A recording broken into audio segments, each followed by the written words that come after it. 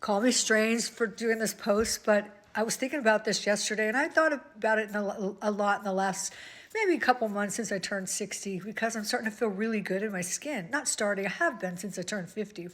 But I was thinking, there's some point in our life where we become aware and we become insecure about something. And I thought, where did that first insecurity start for me? Where did my self-esteem drop? And the first time I remember this is when I lived in California, San Diego, and I was going to school. And I think I was in fourth grade.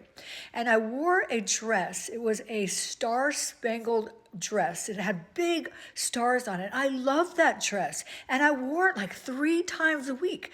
One of the reasons was because we were very, very poor and my mom didn't have any money. So I had to wear the same dress all the time. But I loved that dress. And when I put it on, I felt beautiful. And then one day, I was going through the line at lunch and someone says, "Look, she's wearing that dress again." And I looked over and they said, "You always wear that dress. What are you, poor?" And I instantly looked down at my dress and I didn't love it anymore.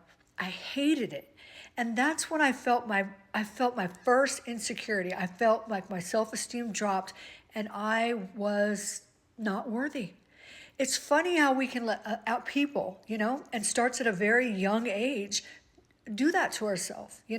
And if someone said to me, "Why are you wearing that shirt again or that outfit?" I'd be like, "Because I want to."